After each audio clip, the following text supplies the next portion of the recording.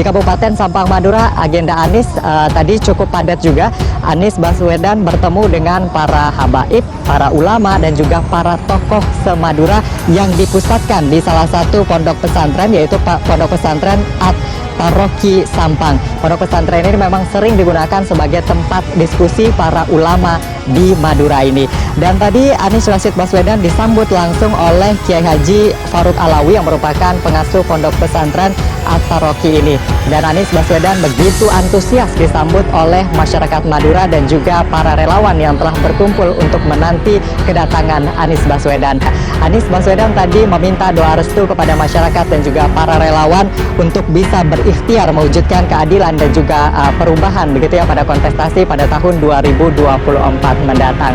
Dan Anies Rashid Baswedan tadi di mata para ulama dan habaib serta para tokoh di Madura ini juga dikenal sebagai sosok yang mereka cintai, yang dekat dengan ulama. Bahkan disampaikan tadi oleh pengasuh Ponpes bahwa Anies ini adalah bagian dari mereka.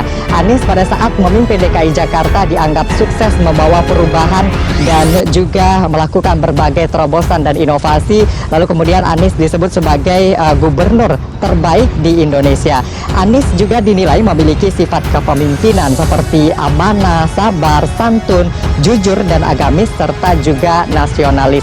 Sikap-sikap inilah yang dibutuhkan begitu ya untuk memimpin Indonesia ke depan, sehingga para ulama, habaib dan juga para tokoh di Madura ini sepakat bahwa Anies cocok untuk memimpin Indonesia dan membawa perubahan ke depannya.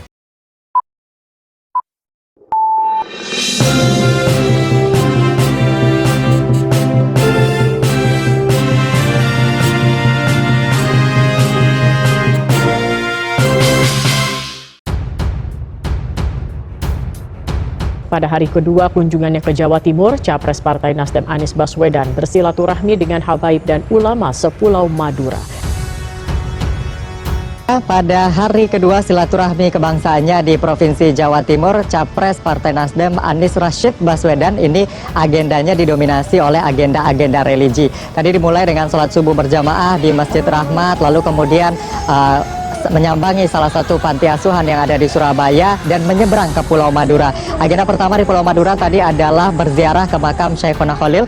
Syekhona Khalil ini merupakan ulama masyhur, ulama terkemuka di Jawa Timur ini yang berasal dari Kabupaten Bangkalan, Madura. Syekhona Khalil ini juga dikenal sebagai gurunya para tokoh Islam dan juga para ulama di Indonesia dan juga guru dari para pendiri Nahdlatul Ulama.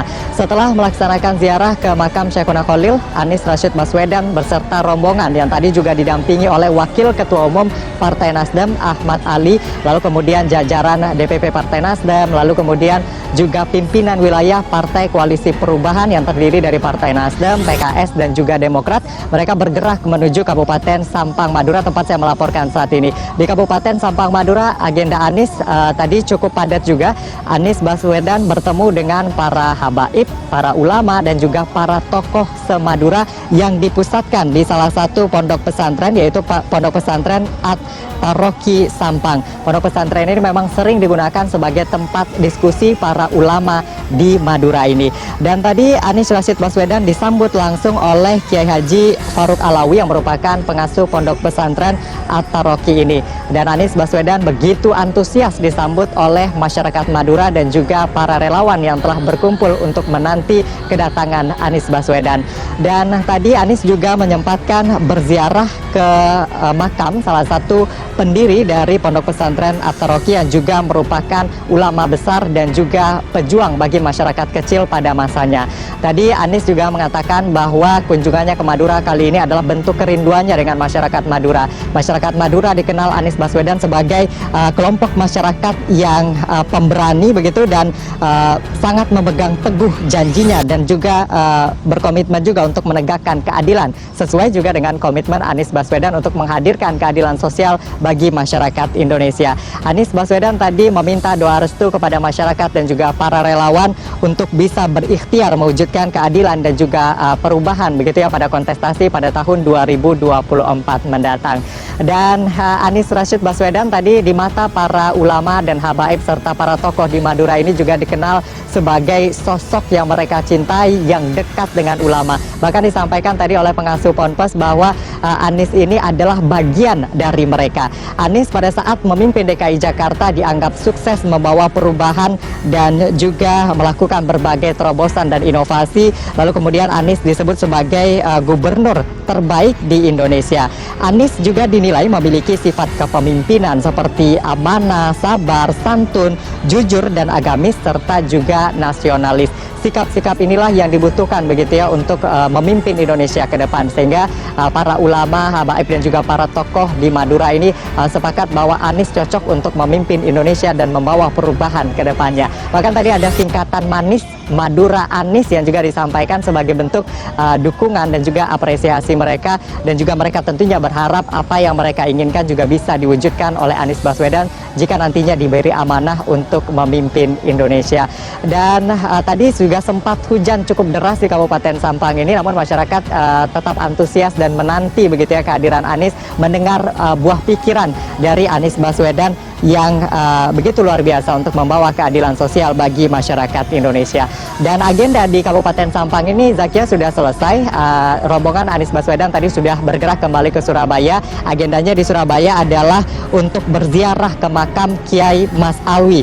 Kiai Mas Alwi ini adalah ulama besar juga yang merupakan salah satu pendiri Nahdlatul Ulama. Bahkan Kiai Mas Alwi ini adalah yang memberikan nama Nahdlatul Ulama. Setelah berziarah ke makam Kiai Mas Alwi, Anies akan mengunjungi Yayasan Pelayanan Kasih di Surabaya untuk kemudian menghabiskan malam minggu melaku-melaku nang Tunjungan atau jalan-jalan di Jalan Tunjungan Surabaya. Yang mana kita tahu Jalan Tunjungan Surabaya ini begitu ramai dengan masyarakat pada malam hari, khususnya pada malam minggu. Ada wisata kuliner juga di sana dan juga ada berbagai kegiatan masyarakat. Dan nantinya di sana Anies akan berwisata kuliner, lalu kemudian juga akan menyapa masyarakat yang sedang berkumpul di kawasan Jalan Tunjungan Surabaya.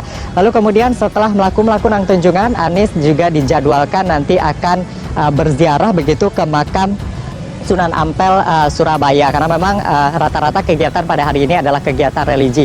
Dibuka dengan pelaksanaan sholat subuh di masjid yang didirikan oleh Raden Rahmat atau Sunan Ampel, dan nanti akan dengan berziarah di makam Sunan Ampel. Rangkaian kegiatan Anies Baswedan di hari kedua ini, kalau kami melihat begitu ya, banyak sekali masyarakat, ada ribuan orang yang berkumpul begitu untuk menunggu kedatangan Anies sebagai bentuk kecintaan mereka. Dan ini menandakan bahwa Anies cukup dan sangat dikenal begitu oleh masyarakat, dan apa yang kemudian menjadi buah pikiran, apa yang sudah ia kerjakan begitu ya pada saat ia menjadi pejabat publik, terakhir menjadi gubernur di DKI Jakarta, begitu dirasakan oleh masyarakat dan dilihat bahwa apa yang ia lakukan ini bisa membawa perubahan.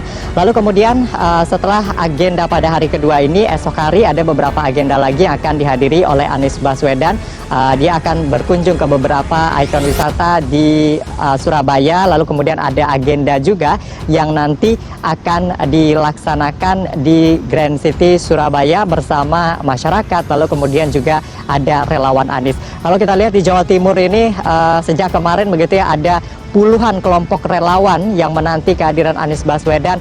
Mereka berasal dari berbagai elemen masyarakat, mereka dengan seragam yang berbeda namun tentunya dengan satu tujuan, dengan jargon yang berbeda namun satu tujuan mereka untuk mendukung Anies Baswedan yang diusung oleh Koalisi Perubahan. Dan Anies juga berpesan kepada para relawannya di Jawa Timur ini untuk saling support, untuk saling mendukung satu sama lain dan juga bersatu untuk mewujudkan cita-cita bersama, mewujudkan keadilan sosial bagi seluruh rakyat Indonesia. Karena dengan keadilan sosial bagi seluruh rakyat Indonesia, persatuan bisa kita teguhkan kembali, lalu kemudian gerakan perubahan bisa lebih masif dan juga lebih meluas lagi di masyarakat Indonesia tentunya.